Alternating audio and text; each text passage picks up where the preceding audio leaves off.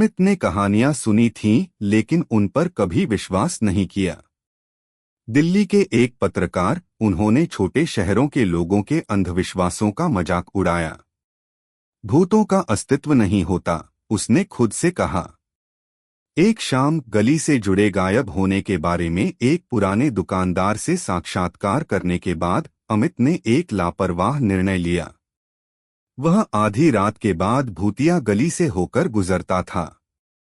अपने फोन और टॉर्च से लैस होकर उसने रात 12:03 बजे शापित गली में कदम रखा। जैसे ही उसने प्रवेश किया, सन्नाटा छा गया। बाहर की दुनिया लुप्त होती प्रतीत हो रही थी।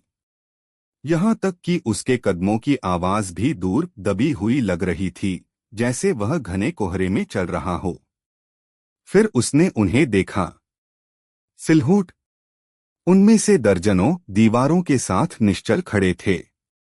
उनके चेहरे परछाइयों से धुंधले हो गए थे, उनके शरीर अस्वाभाविक रूप से शांत थे।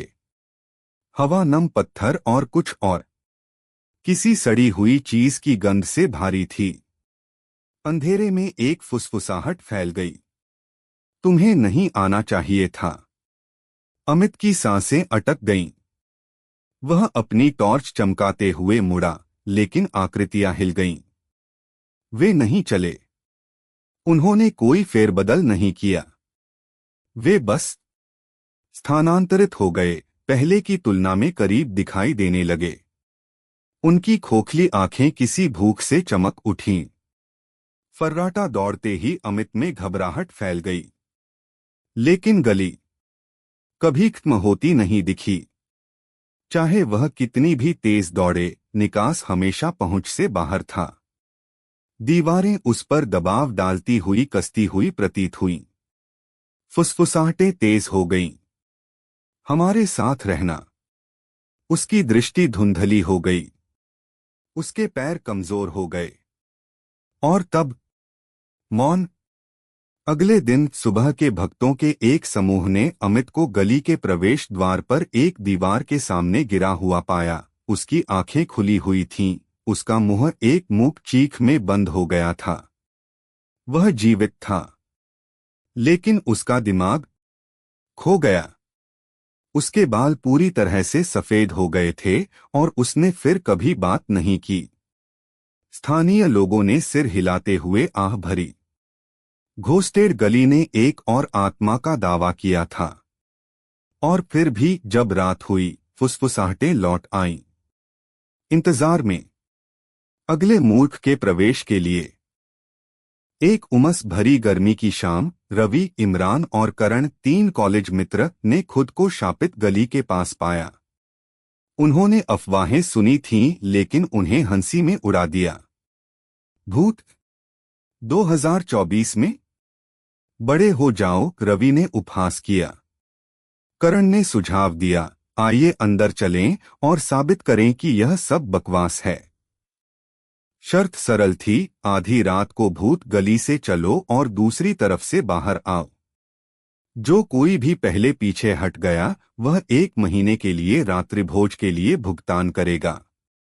रात 11:59 बजे, टिमटिमाते स्ट्रीट लैंप के नीचे, उन्होंने अंदर कदम रखा। गली के अंदर की हवा अलग-अलग भारी महसूस हुई। इसमें गीले पत्थर और किसी चीज की गंध आ रही थी। धात्विक। शहर की आवाज फीकी पड़ गई, एक अप्राकृतिक शांति ने उसे निगल लिया।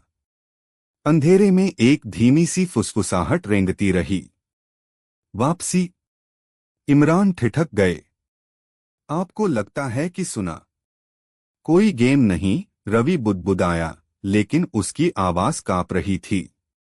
फिर तापमान गिर गया। उमस भरी हवा में उनकी सांसें धुंधली हो गईं। गली की दीवारें करीब लग रही थीं। उनके पीछे का रास्ता पहले से भी अधिक अंधकारमय लग रहा था। छोड़ो या हमेशा के लिए रहो। एक छाया आगे बढ़ी, एक व्यक्ति नहीं, जानवर नहीं, बस कुछ बदल रहा है। उनके पीछे का स्ट्रीट लैंप टिमटिमा रहा था। फिर कदमों की आहट आई। उनका नहीं, कुछ और। कई फुट, बहुत सारे पैर, लेकिन कोई शव नहीं। करण की घुटी हुई चीख निकल गई जैसे ही उसकी बाह पर कोई ठंडी चीज टकराई। वह इधर उधर घूमता रहा, वहां कुछ भी नहीं था। लेकिन इमरान इमरान गायब था। दौड़ना, रवि चिल्लाया।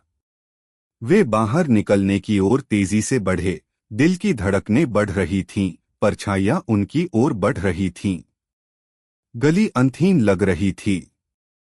फुसफुसाहटें अब चिल्लाने लगीं, आवाजें एक दूसरे के करीब आ गईं, अपना नाम पुकारने लगीं।